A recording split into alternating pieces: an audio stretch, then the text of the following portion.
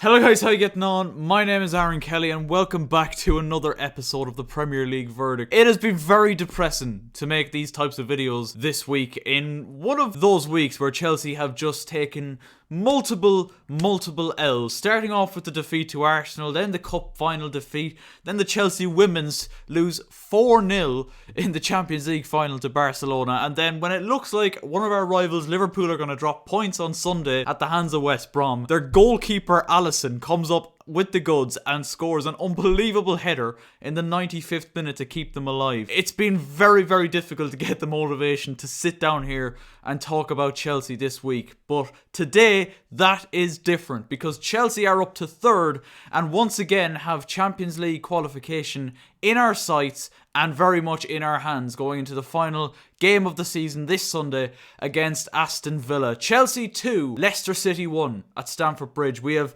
gotten revenge for the horrendous cup final defeat at the weekend, which had me feeling very down. But Chelsea came out of the blocks today and were ready to fight. We're ready to fight for every ball, every second ball, hound Leicester until the final whistle. And let's be real with ourselves here. Today's win was much harder than it should have been when you consider the different factors that were at play. Timo Werner started again up front today, and after his performance at the weekend, he was coming under a lot of criticism once again, from me included, for his performance, and a lot of people, again including me, questioning why Tammy Abraham and Olivier Giroud still aren't getting chances in this team. But Timo Werner was very much at the forefront at everything for Chelsea today. He had a very active first half, starting off with a goal being ruled out for offside, and that seems to be the only times Werner actually seems to be able to put the ball in the back of the net is when he is offside. Then getting a penalty turned down in one of the most clear-cut stonewall penalty circumstances you are ever likely to see. Yuri Tielemans goes to clear the ball. Werner just nips his foot in front of him and Tielemans absolutely clatters the back of Werner's leg, takes him down. Mike Dean is standing there looking directly at it. Neither him or VAR give it as a penalty. It's mind-blowing stuff, it really is. Then Werner scored again before the end of the half. What I thought was a header turned out to be his hand. Didn't stop him celebrating like a mad cunt, but 0-0 at half time, and the Chelsea fans that were in the stadium, by the way, great to see Chelsea fans back, great to see fans back in general over the Premier League games this midweek, and obviously for the FA Cup final the weekend. The Chelsea fans booed Mike Dean as he went off at half time, rightfully so, because that was a horrendous decision not to give Timo Werner a penalty. Chelsea came out for the second half a different animal once again, keeping that same momentum, keeping that same pressure, intensity, urgency up, and we got the goal very early on in the second half. A Ben Chilwell corner actually flicked on at the near post by the defending Jamie Vardy, and Antonio Rudiger, it just kind of hits him from 3 yards out and goes in past Kasper Schmeichel to give Chelsea the lead. And it was a huge sigh of relief because Chelsea were so far on top, and it had been really the story of the season for us at that point that we're so far on top, but we're just lacking that clinical finish at the end of it, and that has been the biggest problem as to why Chelsea haven't reached the goals that we wanted to this season. The second goal came then through a penalty that was given probably wrongly, if we're being honest. Timo Werner seems to get clipped by Wesley Fofana. Mike Dean initially gave it as a free kick. It was overruled and given as a penalty. Probably very minimal contact on the heel of Timo Werner. I don't know. I'd like to hear your guys' thoughts on that in the comment section down below. In my opinion, very little contact, but makes up for the penalty that we were clearly robbed in the first half. Jorginho rolls in past Kasper Schmeichel in the calmest way possible. This is a big goal for Chelsea and a big chance to get a lead in a massive game in the final home game of the season. And Jorginho rolls it in. It looks amazing when he pulls it off, but when he doesn't, it looks horrendous.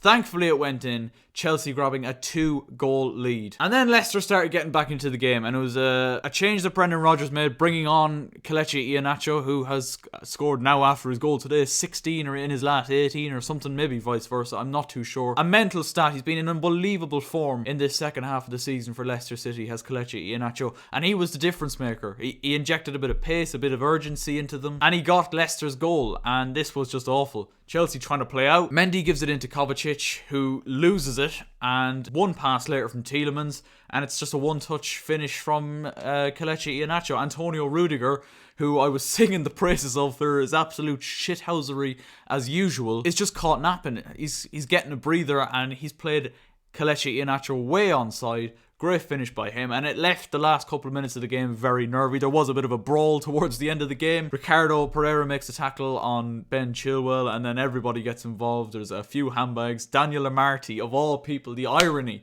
the prick who fucking threw the Chelsea pennant over his head after Leicester won the game on Saturday, is the man who gets booked for coming down and starting arguments on the sideline. Poetic, nearly, you could say. That was it. Chelsea won the game by 2-1, and it was fully deserved. Like, unbelievable performance. That is the kind of grit and determination I want to see from a side that have just been humiliated in the FA Cup final. That is the kind of response I want to see. It was ballsy, it was gritty, there was urgency, there was everything you want to see in a performance to come back from a big defeat. And, you know, I've been really struggling for motivation, as I said, with Chelsea over this week. I've been looking at the Champions League final and thinking to myself, we're going to get absolutely stuffed by City, and that hasn't necessarily changed, but God, it's amazing what a victory can do to lift the spirits, to just have you more optimistic again, which, as I said in my last video, is the way I want to be with these videos, and the way I want to be with Chelsea is optimistic. And up until the last week, I've been thinking to myself, shit, we can go into any game now with Thomas Tuchel at the wheel